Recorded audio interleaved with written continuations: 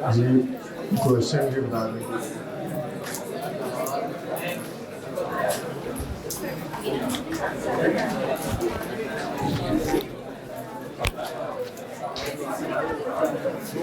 हाँ जी please.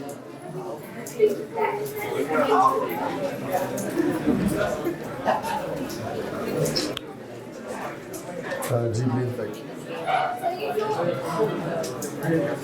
Please आप थोड़ा सा स्टार्ट। सही जो long term loan and advances में डायरेक्टली सामने पड़ा था। अब एक नॉर्मल कोर्स ऑफ बिजनेस हो कंपनी का बेटा normal cost of business loan देना तो होता है, लेकिन नॉर्मल कॉस्ट ऑफ बिजनेस अपने ही डायरेक्टर्स को लोन देना नहीं होता। ये नॉर्मल कॉस्ट ऑफ बिजनेस नहीं हो सकता कि आप अपने ही डायरेक्टर्स को लोन दें। आपका आपका आपका जनरल पब्लिक को या कस्टमर्स को तो लोन देना मकसद हो सकता है, जैसे कि बैंकिंग बिजनेस होता है, लेकिन ऐसे नहीं हो सकता कि आपका बिजनेस ये हो कि आप अपने डायरेक्टर्स को लोन दें।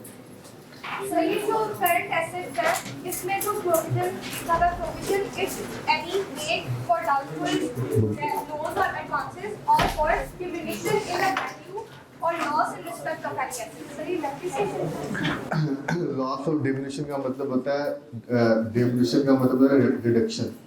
Reduction in value of investment की प्रोविजन होती है। आसान मतलब आप कह रहे हैं कि इन्वेस्टमेंट की प्रोविजन होती है, provision for diminishing. Share capital and reserves का फर्स्ट पॉइंट है वो सेक्शन 8 जो हमने बताया था इसी से रिलेटेड। हाँ वो सिर्फ वही है सेम। सर ये जो capital share capital and reserves में डिस्काउंट वाला पॉइंट है इसमें लिखा है should share be shown separately as a deduction from share capital in statement of financial position and statement of payment. जी मैंने कल भी इसमें बताया था कि यहाँ पे शेयर इसका इस रेफरेंस का मतलब ये है कि हम शेयर प्रीमियम में से माइनस करेंगे, शेयर कैपिटल में से हम डिडक्शन शो नहीं करते।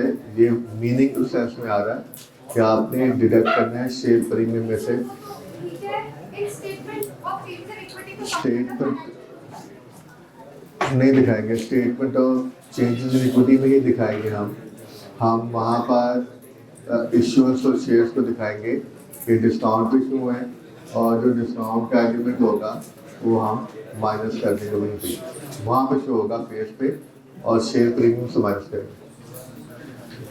जी इसके अलावा जी और भी क्वेश्चन? जी नेक्स्ट चलते हैं।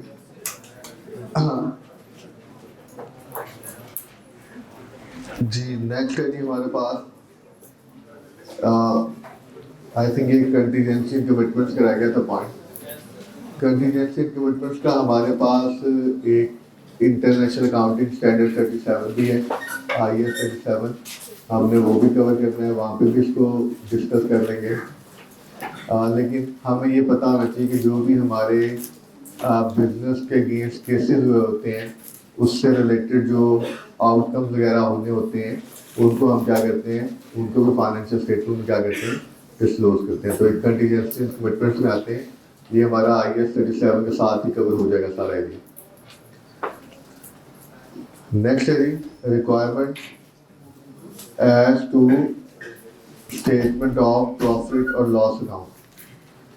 जी अब ये हमने कुछ बातें हैं जो हमने प्रॉफिट और लॉस के साथ क्या करनी है, उसके पर्सपेक्टिव में डिस्क्लोज करनी है।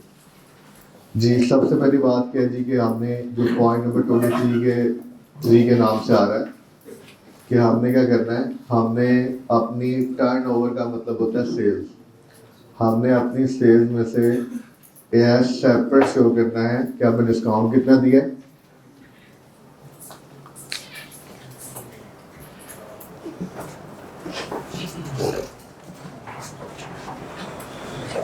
हमने ये बताना है कि हमने डिस्काउंट कितना दिया है, सेल शो करेंगे नोट्स में जाके।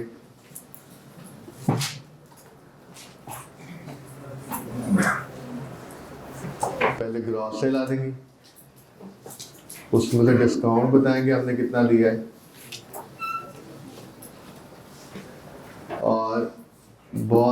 वन चीज़ है जी सेल टैक्स, वो भी क्या कर देंगे, माइनस कर देंगे। टैक्स में आपने पढ़ा होगा कि जब हम प्रोडक्ट सेल करते हैं तो उसमें हम आउटपुट टैक्स चार्ज करते हैं, हम आउटपुट टैक्स सेल्स में शामिल करते हैं और उसको फिर कस्टमर से कलेक्ट कर लेते हैं। लेकिन वो जो आउटपुट टैक्स होता है वो हमारी इनकम नहीं होती, that is an amount that is collected on behalf of the government. हम गवर्नमेंट के बिहाफ पे कलेक्ट करते हैं और उसके बाद जो हमने इनपुट टैक्स पे किया होता है उसके साथ एडजस्ट करते हैं और मंथ एंड पे हम देख लेते हैं कि हमने पैसे पे करने हैं, कि हमने पैसे क्या करने हैं, रिसीव करने हैं। तो ये दो चीज़ें हमने दिखानी है, हमने डिस्काउंट कितना शामिल है और सेल टैक्स कितना है, और जो हमारी स्टेटमेंट ऑफ कॉम्प्रिहेंसिव इनकम होगी वहाँ पे हमारे पास नेट सेल आ जाएगी, जो हमारी नेट इनकम होगी, नेट सेल। जी पॉइंट नंबर 24, हमने ऑडिटर्स के बारे में, जो ऑडिटर्स को जब एंगेज करते हैं तो उस पर जो भी उनकी रेमुनरेशन वगैरह एग्री होती है वो भी हमने डिस्क्लोज करनी है। जिसको क्या बताना है, हमने बताना है सेपरेटली बताना है कि फ़ी कितनी है, एक्सपेंसेस कितने हैं, अदर रेमुनरेशन कितनी है, ठीक है जी। और जॉइंट ऑडिटर्स होंगे तो दोनों के बारे में ये चीज़ बतानी पड़ेगी। तो ऑडिटर के बारे में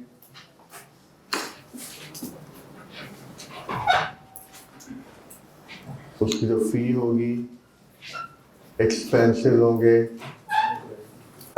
और जो अदर कोई सर्विसेज दे रहा है अदर देन ऑडिट, उसकी ये हमें क्या करना है, सेपरेटली डिस्क्लोज करना है।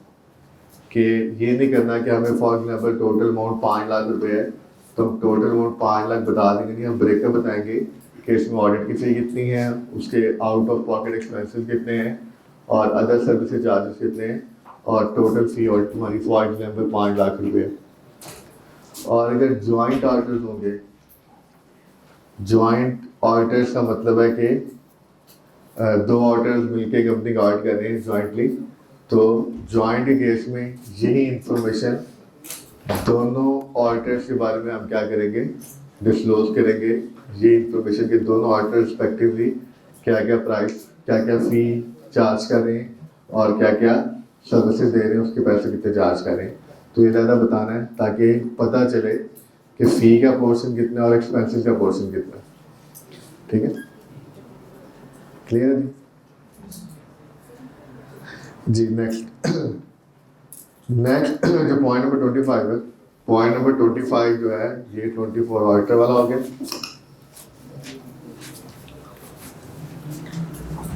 पॉइंट नंबर 25 डोनेशन के बारे में है। ये पॉइंट क्या कहते हैं, जिसको पढ़ लें एक minute. In case of donation to a single party that exceed 10% of the total amount of donation और 1 million whichever is higher.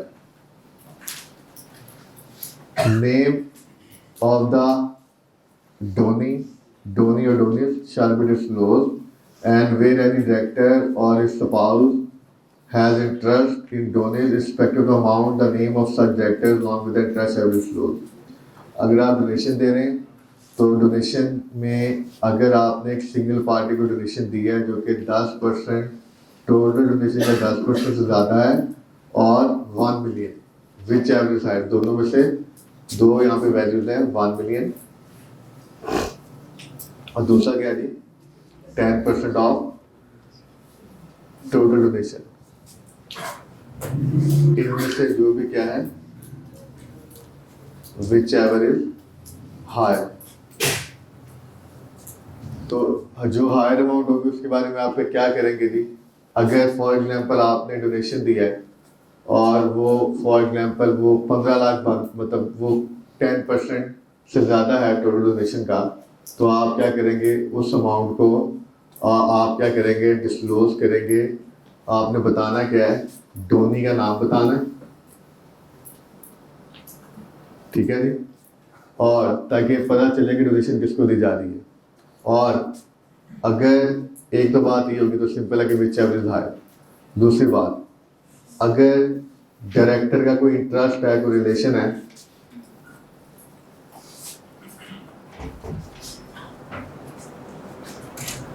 Dhoni के साथ कोई रिलेशनशिप है, तो हमें क्या करना है, तो हमें इरेस्पेक्टिव अमाउंट, फिर अमाउंट वाली चीज़ें क्या हो जाएंगी, ख़त्म हो जाएंगी। फिर हमें क्या करना है, हमें उसका नाम भी बताना है, इरेस्पेक्टिव अमाउंट। फिर अमाउंट नहीं देखनी कि वो 10% है या नहीं है, इरेस्पेक्टिव अमाउंट हमें क्या करना है, हमें उसका नाम बताना है और इंटरेस्ट क्या है डायरेक्टर का या उसके स्पाउस का, ये बताना है, डिस्क्लोज करना है कि मतलब क्या रिलेशनशिप का इंटरेस्ट क्या है उनका आपस में।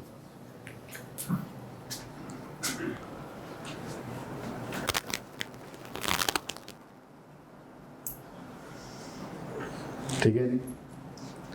तो ये बार हमें एग्ज़ाम में इतनी ज़्यादा कैलकुलेशन तो नहीं आएगी, हमें सिर्फ ये ख्याल रखना है कि हमने इसको डिस्क्लोज करना है। हमें अभी मैं क्वेश्चन पे आता हूँ, बस क्वेश्चन करते हैं अभी, तो उसमें आप देखेंगे हमें every information will be given.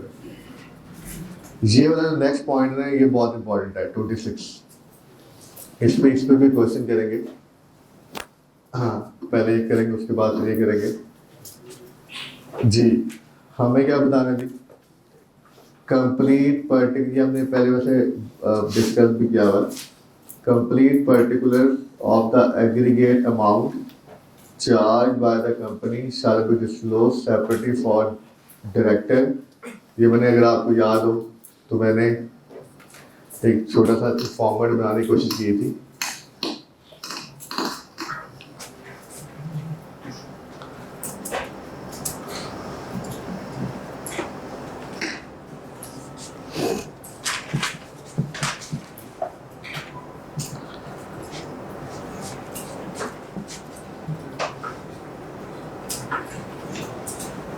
जी, हम इस तरह का फॉर्मेट बनाएंगे और यहाँ पे जो नंबर आ जाएगा, फॉर एग्जांपल शायद 40-50 जितने भी इलेक्टिव, ये हम, और इनके बारे में जो जो बेनिफिट्स ले रहे हैं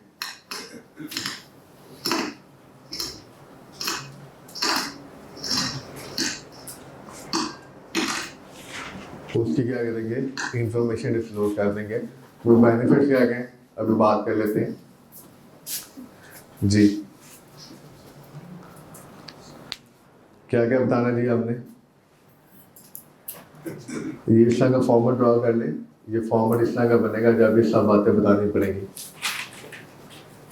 complete particular of the aggregate amount charge जी, director, chief executive together with the number of, जैसे मैंने लिखा है, ये एक सीईओ है, 60 डायरेक्टर हैं, 40 एग्जीक्यूटिव है, नंबर भी बताना है और टोटल अमाउंट बतानी है। मतलब ज़्यादा 7 लोग हैं तो 7 लोग का टोटल बताएंगे कि वो फ़ी कितनी ले रहे हैं, मैनेजरियल सर्विस कितनी ले रहे हैं, सारा भी देखते हैं क्या क्या बताना है जी। क्या क्या डिस्क्लोज करना है आपने, fee, managerial remuneration, commission, bonus, reimbursable expenses, perquisites, pension, gratuity, ये सारी चीज़ें जो जो बेनिफिट दिए जा रहे हैं। Other perquisition benefits in cash और kind statement nature where practical their approximate money values. अगर इन काइंड होंगे तो उनके मनी वैल्यू बताने के पैसों में कितने हैं, और amount for any other services rendered, ये सारी बातें क्या करनी है, हमने ये बतानी है रेम्यूनरेशन के नोट में कि रेम्यूनरेशन डायरेक्टर्स का, एग्जीक्यूटिव का और सीईओ का, इसके में हम क्या क्या बेनिफिट प्रोवाइड करें। तो ये सारी चीज़ें हमने क्या करनी है, डिस्क्लोज करनी है। इसके लिए इंफॉर्मेशन प्रोवाइड की जाएगी। हमें बस एक फॉर्मेट बनाना चाहिए कि ये इस तरह का कॉलम फॉर्मेट होगा और हमें सारी बातें क्या करनी है, डिस्क्लोज करनी है। लास्ट पॉइंट है जी रॉयल्टीज़ के बारे में।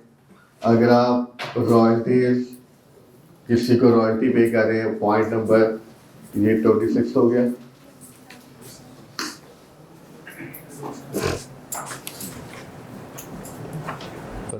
रॉयल्टी, क्या बताना जी, नाम और एड्रेस, और क्या बता रहे जी, डायरेक्टर के साथ क्या जी, डायरेक्टर के साथ relationship, relationship with director or company. Okay, director या कंपनी के साथ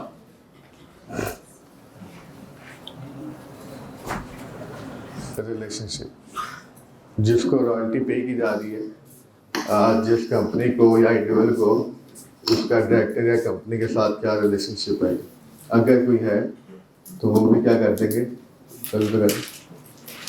अगर वो भी है तो वो क्या कर देंगे, डिस्क्लोज कर देंगे। ठीक है जी, तो ये हमारा फोर्थ स्केड्यूल कंप्लीट हो गया है, और अगर फोर्थ स्केड्यूल हो गया तो काफ़ी हद तक फिफ्थ स्केड्यूल भी समझे हमने कवर कर लिए। अभी जरा वो एक कल पॉइंट हमने लिखा था शेयर कैपिटल का, उसमें एक चीज़ ऐड कर लें,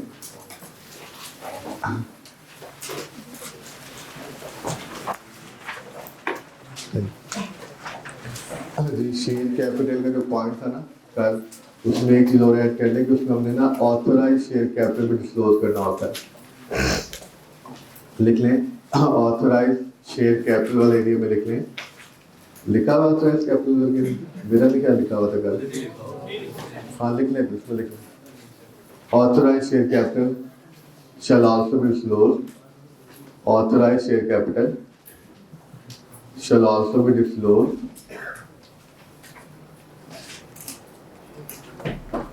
authorized share capital shall also be disclosed in share capital, in share capital लिखने पर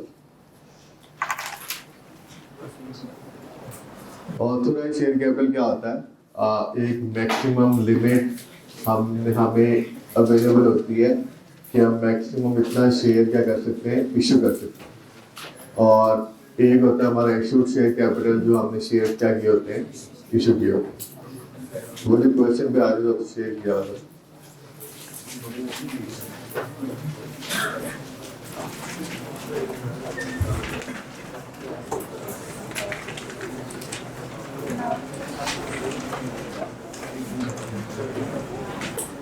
ये क्वेश्चन है जी,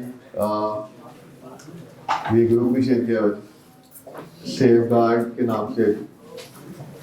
अच्छा, 2 पॉइंट्स और ऐड कर लें, ये जो हमने फोर्स का जो पढ़ा ना, इसमें तो हमने कुछ नोट्स पढ़नी है जो हमें डिस्क्लोज करने हैं। ठीक है, 2 पॉइंट्स और ऐड कर लें, ये भी हमें डिस्क्लोज करने होते हैं, ये भी एक जेनेरिक पॉइंट है, आगे इसके लिख लें।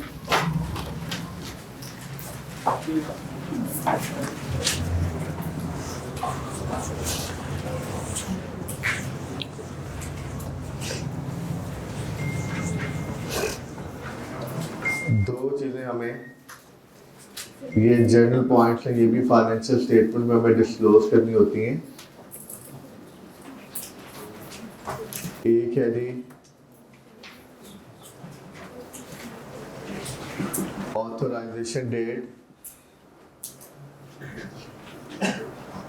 Of financial statement, financial statement की ऑथराइजेशन डेट, फाइनेंशियल स्टेटमेंट की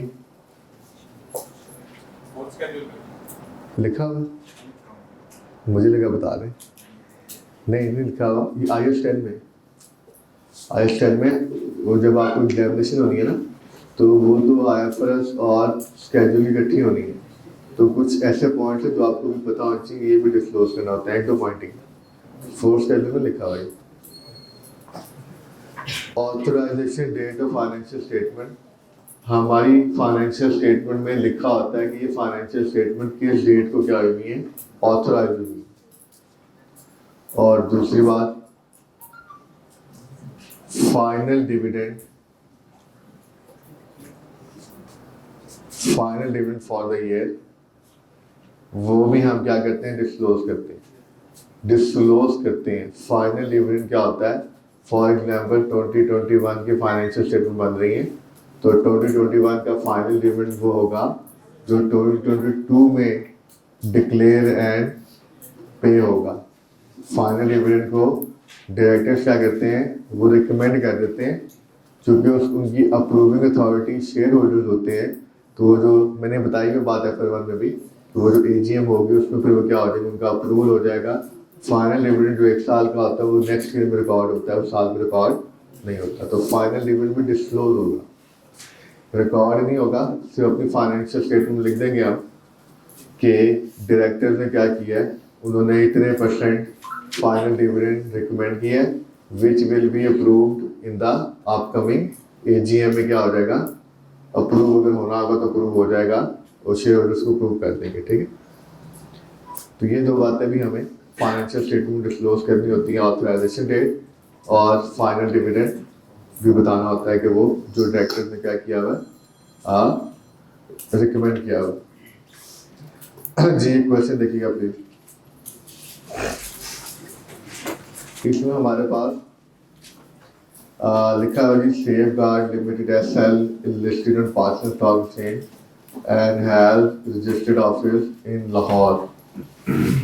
ठीक है जी, तो रजिस्टर्ड ऑफिस लाहौर में है। ठीक है, SL is engaged in the manufacture of polyester and soda ash।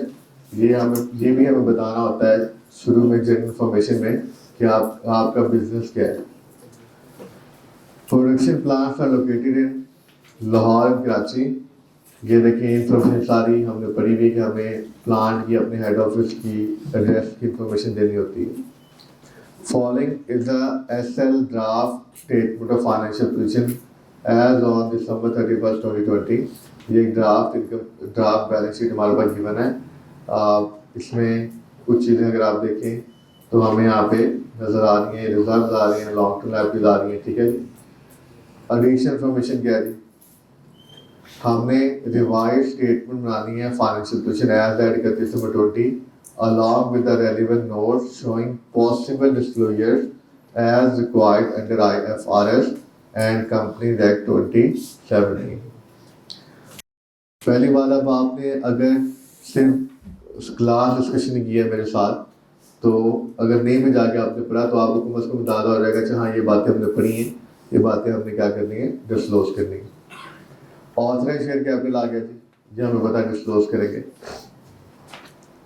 130 million share, ऊपर शेयर हमारा कितना आ रहा है, 5000 रुपीज़ आ रहा है, 10 रुपये का शेयर आ रहा है। इसका मतलब टोटल हमारे शेयर कितने हो गए, 500 इशूड शेयर। इन 500 में से 130 जो शेयर हैं वो इशू हुए थे at premium as consideration for purchase of building and plant. Remaining shares were allotted at par for consideration paid in cash। हमें बताना होता है कि बोनस शेयर्स में कितने शेयर इशू हुए हैं, कैश में कितने इशू हुए हैं और एसेट्स के बदले कितने इशू हुए हैं। तो ये हम ब्रेकअप बनाएंगे। यहाँ पे बोनस शेयर तो नहीं है, लेकिन एसेट्स और कैश के बदले शेयर इशू हुए हैं, हमें इस बात को डिस्क्लोज करना है। Reserve include revaluation surplus on property plant के ऊपर 190 मिलियन। रिजर्व में शामिल है, छुपा हुआ है। हमने सीखा था कि रिवैल्यूएशन सरप्लस के बारे में रिक्वायरमेंट है कि इसको आपने अलहदा से बैलेंस शीट के फेस पर दिखाना है। तो ये अभी बैलेंस शीट में तो आ रहा है, लेकिन रिजर्व में छुपा हुआ है, इसको हमने अलहदा से बैलेंस शीट के फेस पर दिखाना है। अच्छा जी, लॉन्ग टर्म लायबिलिटीज में क्या है जी, लोन फ्रॉम बैंक आ रहा है 1100 रुपये का। ठीक है जी, और जिसमें से 250 पेएबल है, 30 नवंबर है। ये करंट और non current portion I think बन जाएगा इसमें। और लॉन्ग टर्म डिपॉजिट कितने आ रहे हैं, 340 फ्रॉम द डीलर्स। तो 340 के डिपॉजिट आ जाएंगे, वो भी हम डिस्क्लोज कर देंगे। तो ये इतना मुश्किल एरिया नहीं है, तो रिलेटिवली आसान ही। इसमें मेनली जो मुझे लगता है वो हमने बस करंट नॉन करंट पोर्शन को बना देना है। ट्रेड एंड अदर पेएबल में क्या चीज छुपी हुई है, अनपेड डिविडेंड। अनपेड डिविडेंड के बारे में भी हमने पढ़ा था कि इसको हमने बैलेंस शीट के पेज पे अलग दिखाना है। तो अभी ये सब चीजें बैलेंस शीट में तो आ रही हैं, लेकिन कहीं हमने कुछ चीजों को सेपरेट दिखाना है, वो उसमें इंक्लूड की गई है। Loan to employees, loan to employees में शामिल है loan to director. All of these loans are interest free. interest to the house financing for 10 years. As per company policy, 30% of the amount was disbursed during the year. Repayment will start after 2 years. तो loan to date में हमने पढ़ा था इसका purpose बताना है और साथ एक रिकंसिलेशन बतानी है। मैंने बनाया था फॉर्मेट यहाँ पे opening, disbursement, repayment, closing. Bank overdraft में क्या किया गया जी? Bank overdraft is net of cash in hand. Bank overdraft में कैश इन हैंड नेट कर दिया गया है। हालांकि कैश इन हैंड के बारे में भी हमने क्या पढ़ा था कि इसको भी हमने क्या करना है, इसको भी हमने नेट नहीं करना। ठीक है जी, तो ये हमारे पास इंफॉर्मेशन आ गई है। इसको सॉल्व करते हैं। हमने यहाँ पे डालते हैं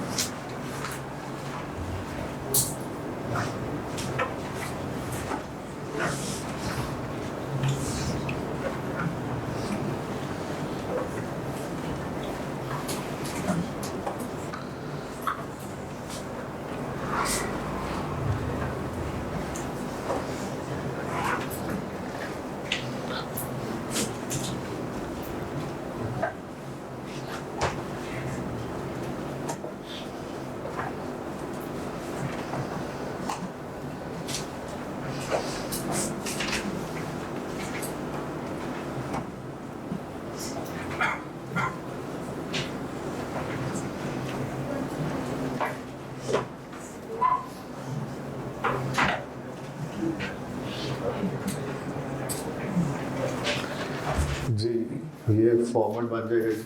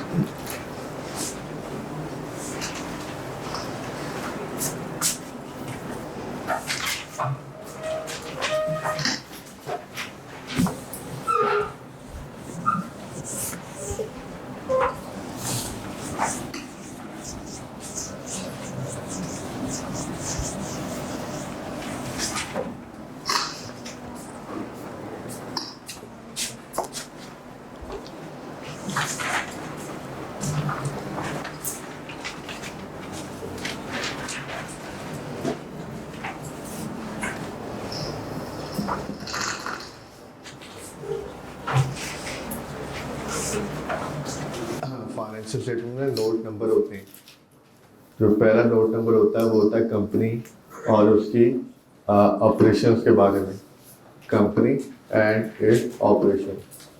इसमें वो बताएंगे कि हेड ऑफिस का एड्रेस कहाँ पे है और प्लांट का कहाँ पे है और कंपनी करती क्या है। इस सब बात लिखी हुई क्वेश्चन है। क्या लिखा हुआ जी वहाँ पर क्वेश्चन में ज़रा पहली लाइन में लिखा हुआ जी कि जो सेफगार्ड लिमिटेड है वो क्या है जी, एक लिस्टेड है पाकिस्तान स्टॉक एक्सचेंज पे और उसका रजिस्टर्ड ऑफिस लाहौर में। ये सारी बातें हमने डिस्क्लोज कर देनी।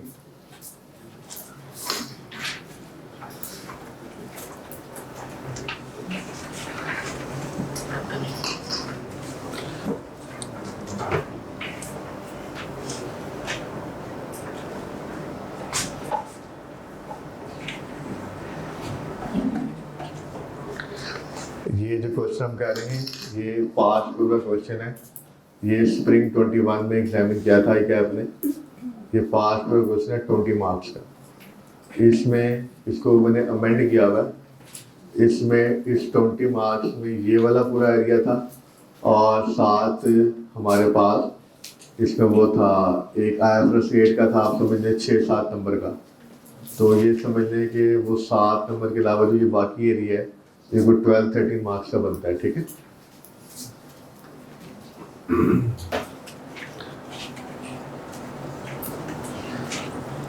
जी। तो safeguard limited and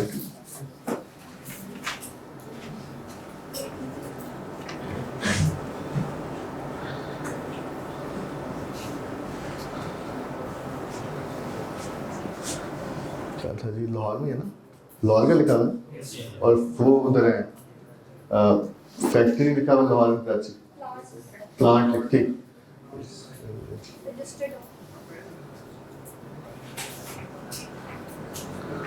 office is in Lahore. तो आपने उसी लैंग्वेज में लिख देना है। सारी बातें तो बताई गई हैं।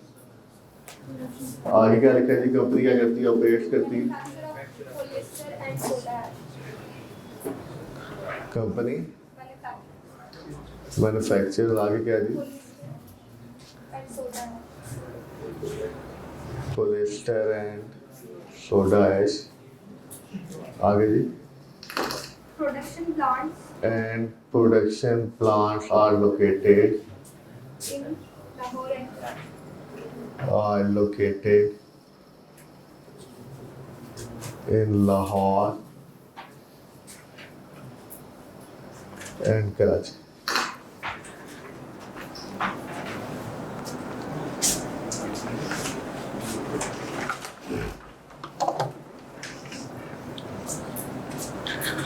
तो प्लांट जो है वो हमारे पास लाहौर कराची में, ये हमने इंफॉर्मेशन डिस्क्लोज कर देनी है। और यहाँ पे क्या आ सकता था जी कि आपका और अगर कोई इंफॉर्मेशन होती है हमारी कोई मिल के बारे में, प्लांट के बारे में, तो हम उसको डिस्क्लोज कर देते हैं। यहाँ पे आई थिंक कोई कैपेसिटी का जिक्र नहीं है ना, उसका हम अलग नोट बनाते हैं।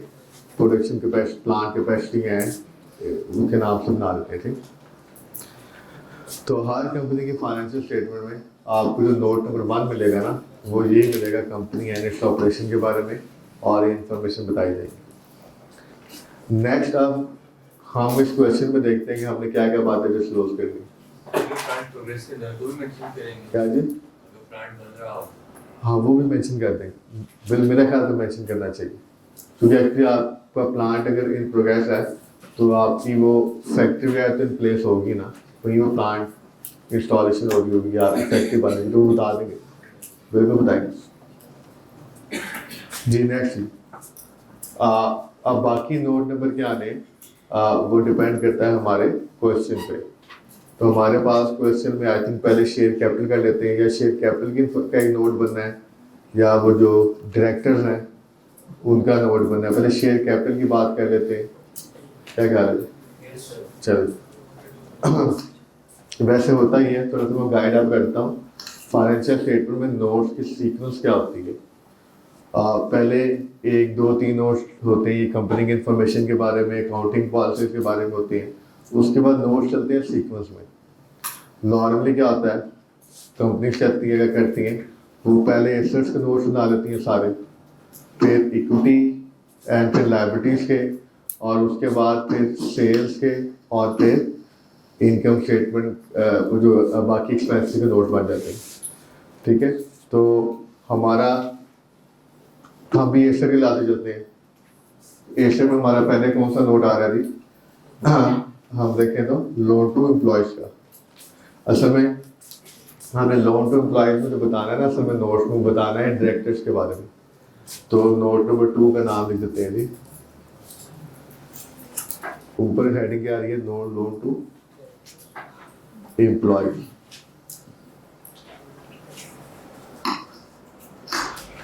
इसमें हमारे पास दो किस्म के एम्प्लॉयज हैं। एक डायरेक्टर्स को दिया गया, डायरेक्टर्स और अदर्स। टोटल वैल्यू क्या आ रही थी, सुना? टोटल 320। ये टोटल 330। डायरेक्टर्स को कितना लोन दिया गया जी? नीचे लिखा हुआ जी इंक्लूड 140। ठीक है जी, 330 में 140 डायरेक्टर्स का है, तो बाकी क्या आ जाएगा जी? अदर्स कितने आ जाएंगे बता दें, एम्प्लॉयज से कितना आ जाएगा? ये बैलेंसिंग करके आएगा 19। साथ हम बनाएंगे नोट नंबर 2.1। नोट नंबर 2.1 में हम क्या बताएंगे कि लोन टू डायरेक्टर, और क्या करेंगे, ये जो चीज़ें साथ में सीखनी है, और साथ यहाँ क्या लिख देंगे 2.1 के 2.1 की डिटेल नीचे हमारे पास अवेलेबल है। हमने यहाँ पे बतानी है दो बातें। एक बताना है जी हमने रिकंसिलेशन, और एक बताना है पर्पस। एक चीज़ मैं चेक कर लूँ, loan to director all of these loans. Okay, I think हमें बात यहाँ पे लिखनी चाहिए। एक बार आप लोग पढ़ लें।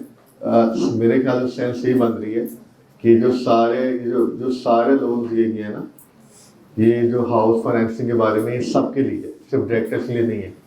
अगर ये सिर्फ डायरेक्टर्स के लिए है तो ये बात हम यहाँ लिख देंगे, और अगर बात ये सबके लिए तो ये बात हम यहाँ लिख देंगे। देख लें जरा क्या सेंस बनती है, सबके लिए लिखा ना, तो फिर हम लिख देते हैं बात ये। ठीक है जी, फॉर 10 ईयर्स तो हम यहाँ लिख देंगे जी 1 लाइन में, company has provided interest free loan to employees for house financing for 10 years। ये बात हमें डिस्क्लोज करनी चाहिए। अब उसके बाद में सारे कवर हो जाएंगे कि एम्प्लॉय अदर्स भी हैं और डायरेक्टर्स भी हैं। तो company has provided interest free loan to employees for house financing for 10 years. Directors दोबारा लिख देता हूँ मैं यार, दोबारा लिख देता हूँ, कोई मसला नहीं। डायरेक्टर्स आ जाएंगे जी 140 और अदर्स आ जाएंगे 190। जी लिख लें जी, लोन टू एम्प्लॉयज आ जाएगा। Company has provided interest free loan to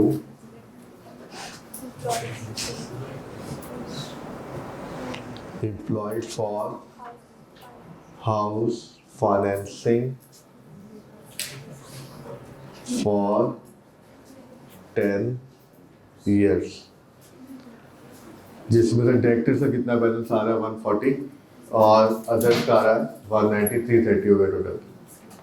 अब डायरेक्टर्स को जो लोन दिया गया हाउस फाइनेंसिंग के लिए, इसकी हमने एक रिकंसिलिएशन बनानी है, मूवमेंट बनानी है। ओपनिंग बैलेंस,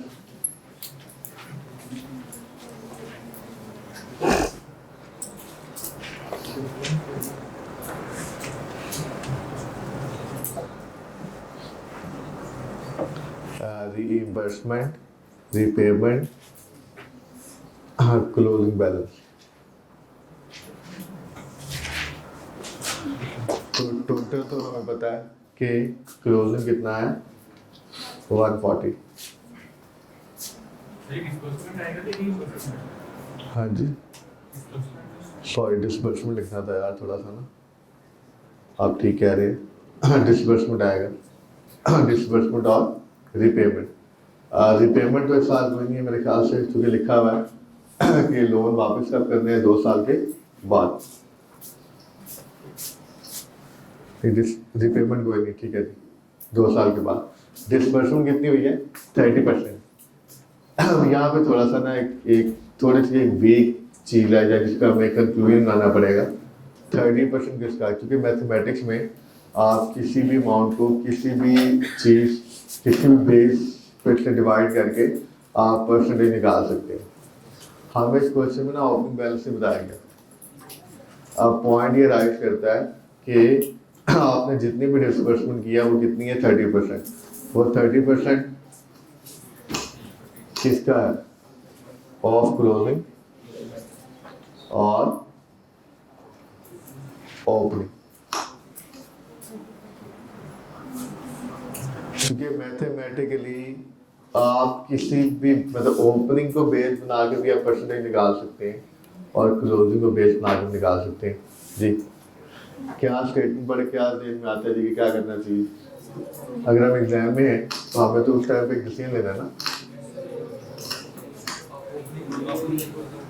हाँ जी, ओपनिंग कर लें। ओपनिंग आई थिंक ज़्यादा बेहतर रहेगा, क्या ख्याल है ऐसे में, चूँकि वो क्लोजिंग में तो शामिल हो चुके हैं डिस्कशन।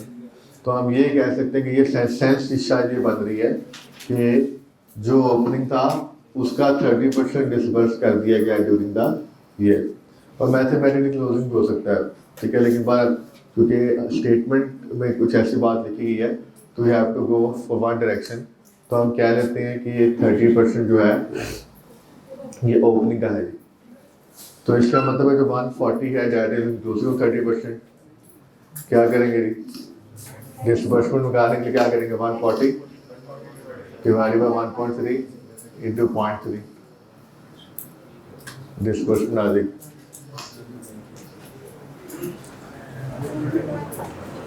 राउंड ऑफ कर दो Sir, opening the 32 point. Round of 32. 32 और ओपनिंग पे कितना आ जाएगा 108।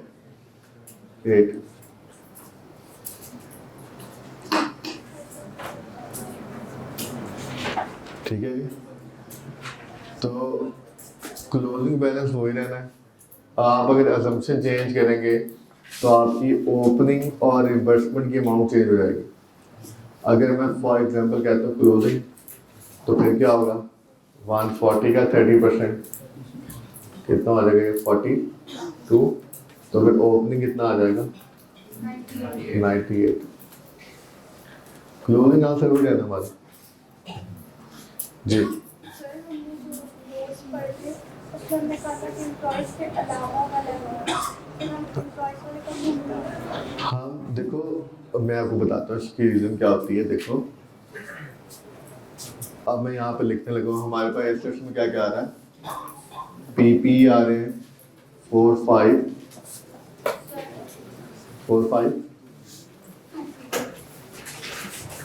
लोन टू नोट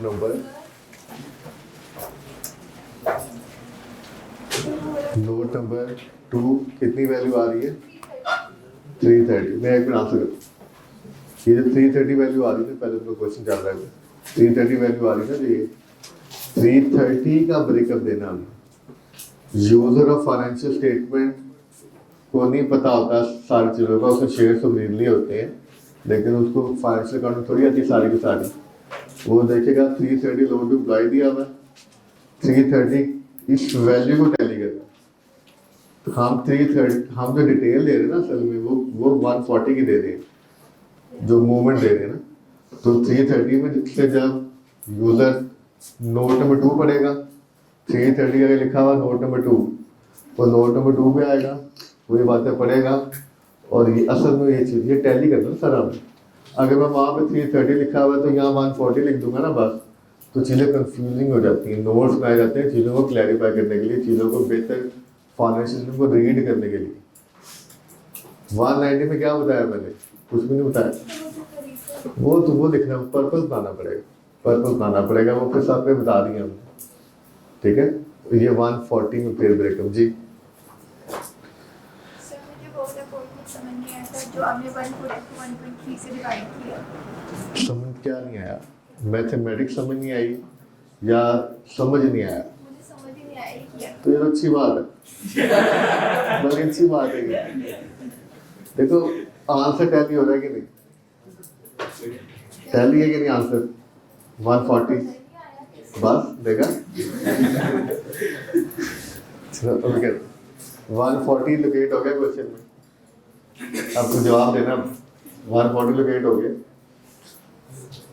ये हमने एक रिकंसिलेशन बनानी होती है कैरेक्टर्स की। अब ये फॉर्मेट मैंने बताया हुआ था कि मूवमेंट या रिकंसिलेशन का मतलब है opening plus repayment plus disbursement minus repayment is equal to closing. ये बना लिया फॉर्मेट। अब ये 32 कैसे आया? 32 ऐसे आया कि हम इसको खत्म कर देते हैं। 32 कैसे आया?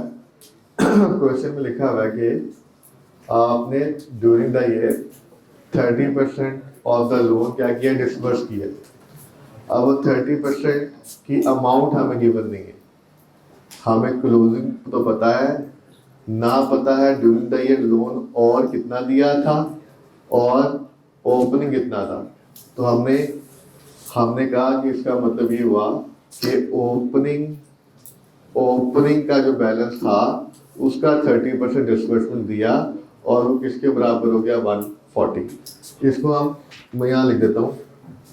इसको हम इक्वेशन की शक्ल में भी कर सकते हैं। ओपनिंग बैलेंस नहीं पता प्लस जो डिसबर्स किया है डिसबर्समेंट, रिपेमेंट तो है नहीं इसलिए मैं उसको क्वेश्चन में लिख नहीं रहा, इज इक्वल टू क्लोजिंग कितना है? 140। मैंने इसी से क्वेश्चन बनाई है, वो फॉर्मूला इसी क्वेश्चन से बनाया 140।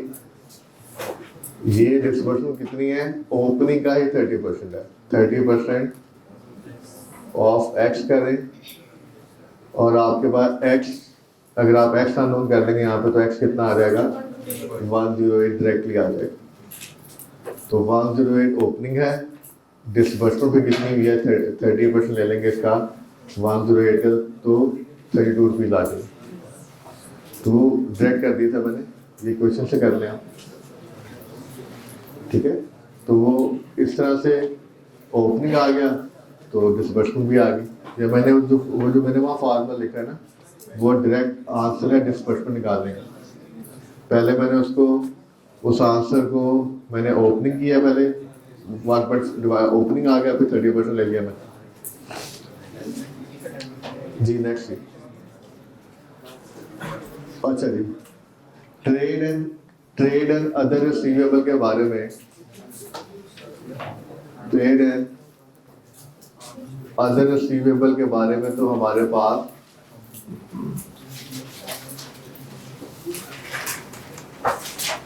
कोई भी ऐसा इंफॉर्मेशन नहीं है जो डिस्क्लोज करनी हो। स्टॉक एंड ट्रेड के बारे में ऐसी कोई इंफॉर्मेशन नहीं है। और तीसरी एक और चीज यहाँ पे आएगी जो फिलहाल तो नजर नहीं आ रही, कैश एंड बैंक है ना, कैश इन हैंड। ठीक है जी, कैश कर दे बस।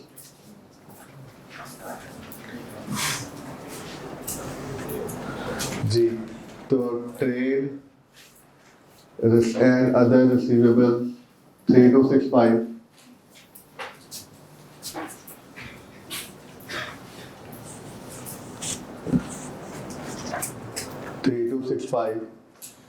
स्टॉक इन ट्रेड हमारे पास आ रहा जी 2250. कैश कितना आ रहा है 30. तो ये 61 साइड तो हमारी क्या हो चुकी है, कंप्लीट हो चुकी है. इसका टोटल कर दें प्लीज.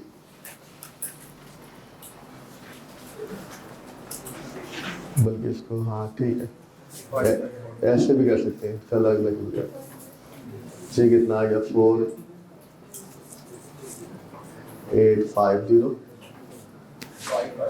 5 टोटल 395 10395. जी हमारा एक ही नोट रह गया मेनली. अब वो शेयर कैपिटल का वो कर देते हैं.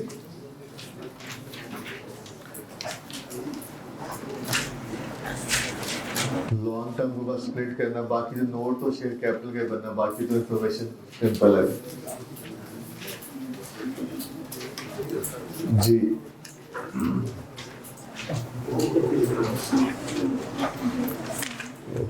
वो भी तो बताया ठीक है सही.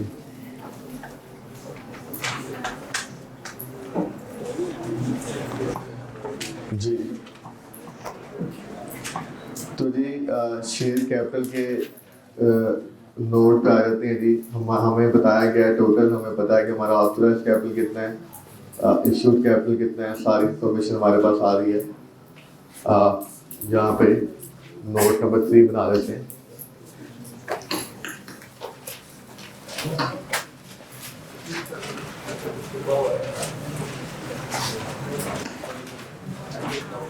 जी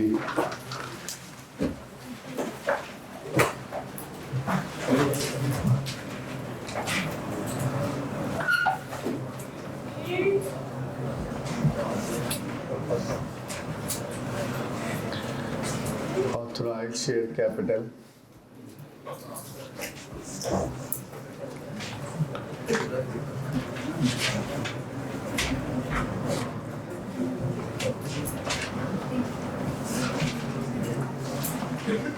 जी. यहाँ पे हम बताएंगे नंबर ऑफ शेयर्स और par value of shares.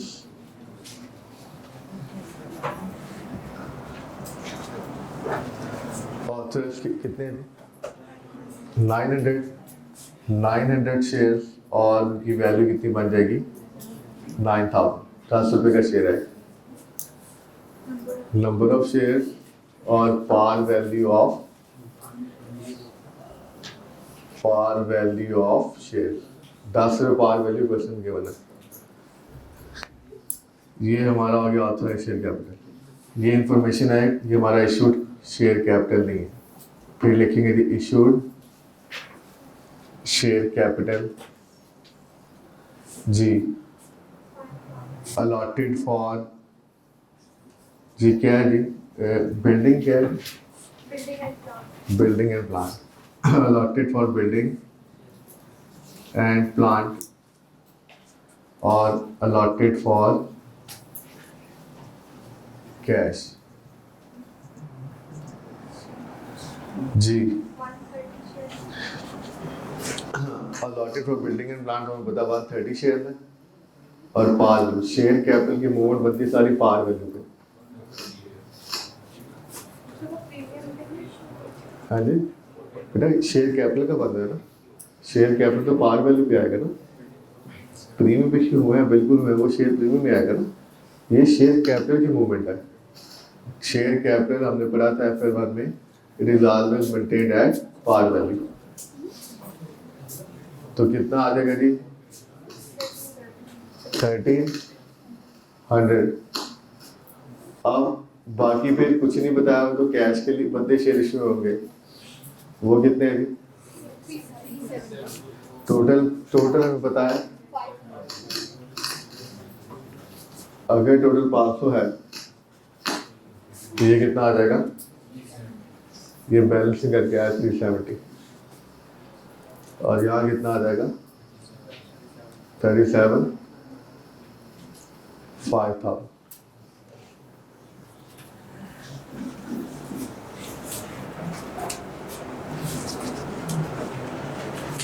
Note लिख देते हैं जी।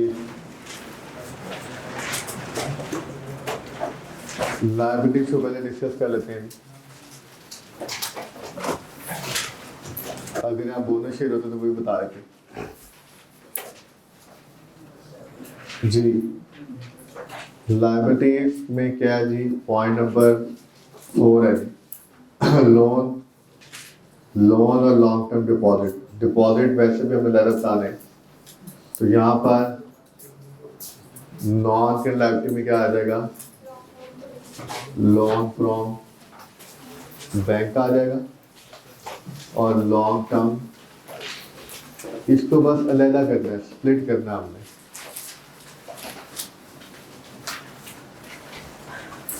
कितना आ जाएगा लोन फ्रॉम बैंक, टोटल, अच्छा इधर आ जाएगा current portion of loan from bank. तो टोटल लोन कितने का है, लॉन्ग टर्म लायबिलिटीज आ रही है 1440 की, उसमें लोन 1100 रुपये का है, तो बाकी डिपॉजिट कितने हैं 340 के डिपॉजिट में लिखे हुए। डिपॉजिट ऐसे ही आ जाएंगे, लेकिन जो लोन 1100 रुपये का है ना, उसके दो हिस्से बन जाएंगे between current and non current portion. तो 1100 में 250 माइनस कर दें, 850 यहाँ पे आ जाएगा और 250 यहाँ पे आ जाएगा। तो इस तरह के सवाल में नॉर्मली कोई एडजस्टमेंट्स नहीं होती, डिस्क्लोजर होते हैं और प्रेजेंटेशन होती है। आप देखेंगे हमने वैल्यू कोई एडजस्टमेंट तो नहीं की, बस कोई चीज़ वहाँ माइनस की हुई है, ऐड की हुई है। और क्या जी, लायबिलिटीज को क्लोज कर देते हैं जी। पॉइंट नंबर 4 हो गया, पॉइंट नंबर 6 हो गया, point number 5 trade and other payable कितने आ रहे हैं 1610 के।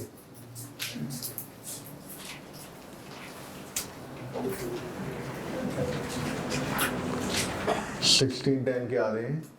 1610 में शामिल है अनपेड डिविडेंड, वो अलग दिखाना है बैलेंस शीट के फेस पे, नोट्स में भी नहीं, फेस पे अलग दिखाना है।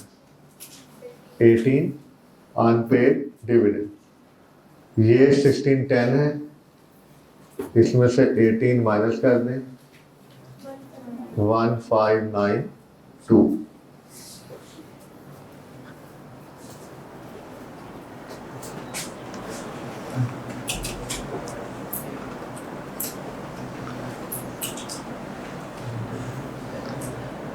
जी बैंक ओवरड्राफ्ट भी आ रहा है, वो कितना आएगा जी,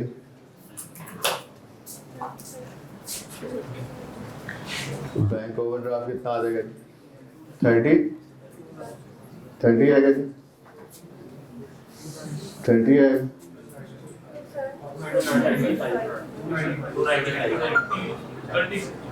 295 क्या है जी, पता नहीं तुम्हारे ज़हन में क्या चल रहा है। 290 है क्या, ये तुम बता दो मुझे। हाँ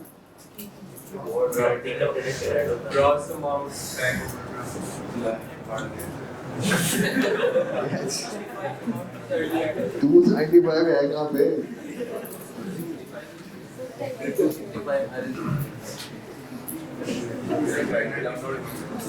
295 में लिखा तो कहीं नहीं हुआ ना। अच्छा ऐसे कहो ना, अच्छा ठीक। तो कितना कैसे बनेगा, मैं वही कह रहा हूँ कि हमें तो सबको समझाना है ना। तो 295 कैसे बनेगा, लिखा तो नहीं बाकी पे, ये बताओ ना। तो ठीक कह रहे हो, बताओ तो कैसे बनाए। हाँ नेट ठीक है ना, 30 का कैश नेट हुआ था तो लिखा हुआ है 265, लेकिन असल में ये 265 लाइबिलिटी रिड्यूस हुई भी है क्योंकि इसमें कैश 30 का नेट हुआ है। अगर कैश हमने निकाल के अलहदा कर दिया है तो ये लाइबिलिटी इंक्रीज हो जाएगी। असल में था क्या, यहाँ लिख देता हूँ, असल में 295 का ओवरड्राफ्ट था असल में, और 30 का कैश था, इसको नेट करके 265 दिखा दिया गया। जब हमने ये 30 को निकाल दिया यहाँ से और हमने उसको अलहदा लिख दिया तो यहाँ पे वैल्यू ओवरड्राफ्ट की सिर्फ कितनी रह जाएगी, 265 प्लस 30। आखिरी बात, क्वेश्चन कंप्लीट हो जाएगा।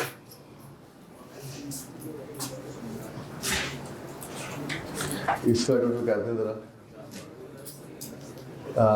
1190, ये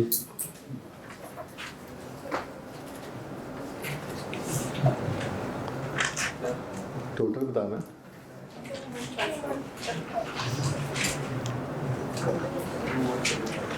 टू 2155।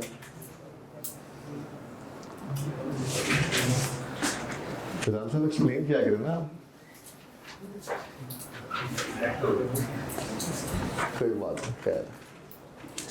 अच्छा जी, नोट नंबर 3 हमारे पास आ रहा है कैपिटल के बारे में। तो यहाँ पे लिख देंगे शेयर कैपिटल। यहाँ पे भी छोटी सी हमें वर्किंग करनी है।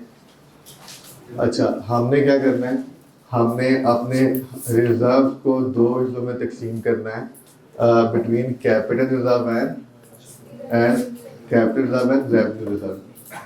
तो हमारे पास वैसे ये जो चीज़ है ना कैपिटल रेवेन्यू की, ये काम हम बैलेंस शीट के फेस पे भी कर सकते हैं, कैपिटल रिजर्व और रेवेन्यू रिजर्व की बाइफर्केशन। रिवैल्यूएशन सरप्लस तो हमने अलहदा ही दिखाना है, उसकी तो कोई और ऑप्शन नहीं है क्योंकि वो रिक्वायरमेंट है। लेकिन कैपिटल उसके अलावा जो रिजर्व्स हैं उनका कैपिटल रेवेन्यू का कहाँ पर जो डिस्ट्रीब्यूशन है वो हम statement of change in equity में बना सकते हैं। क्योंकि इस क्वेश्चन में सिंपल बैलेंस शीट है तो बेहतर रहेगा कि हम इधर फेस पे प्रेजेंट कर देते हैं ताकि हम कोई मार्क्स कोई एक्स्ट्रा लूज ना कर दें। तो कैपिटल रिजर्व और हमारे पास रेवेन्यू रिजर्व, हमारे पास टोटल रिजर्व का बैलेंस कितना आ रहा है, इसकी छोटी सी वर्किंग बना लेते हैं। हमारे पास टोटल रिजर्व का बैलेंस कितना आ रहा है जी,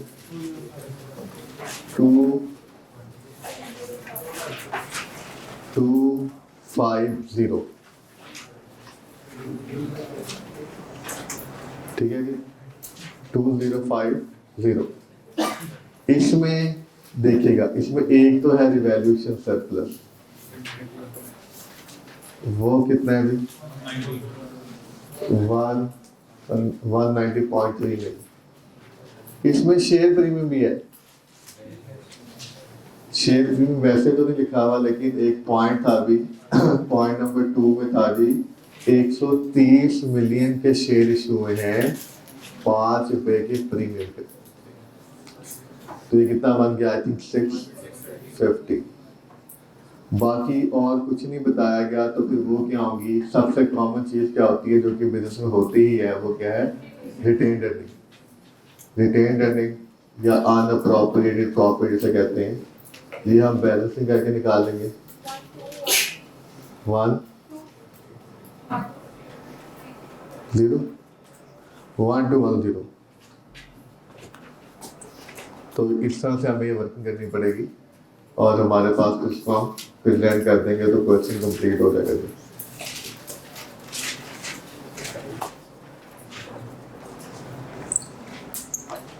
जी यहाँ पे आ जाएगा share premium, revaluation surplus,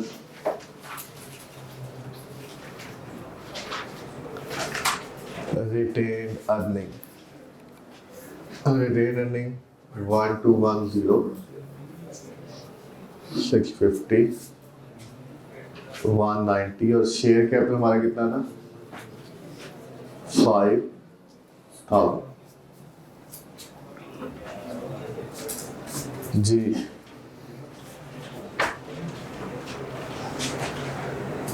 70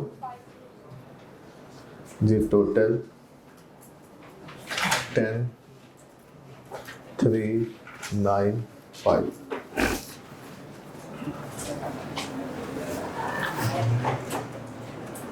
sir ये जो शेयर हम लोगों ने ग्रुप के क्या नाम है अपने शेयर कैपिटल और पीएल को डिवाइड किए तो हम लोग को ऑन फेस भी कर सकते हैं सर क्या चीज़ जो हम लोगों ने अपने रिजल्ट्स को बाइफिकेट किया और उसको पूरा ये काम नोट्स में नहीं करते। ये काम या तो statement of change in equity में होता है या बैलेंस शीट के पेज में, लेकिन सरप्लस ज़्यादा दिखाना है तो इसलिए बेहतर रहता है कि यहीं पे दिखा दो, क्योंकि सरप्लस तो ज़्यादा प्रेजेंट करते हैं, उसकी अलग रिक्वायरमेंट है। ठीक है जी, चलिए अल्लाह हाफ़िज़, टेक केयर।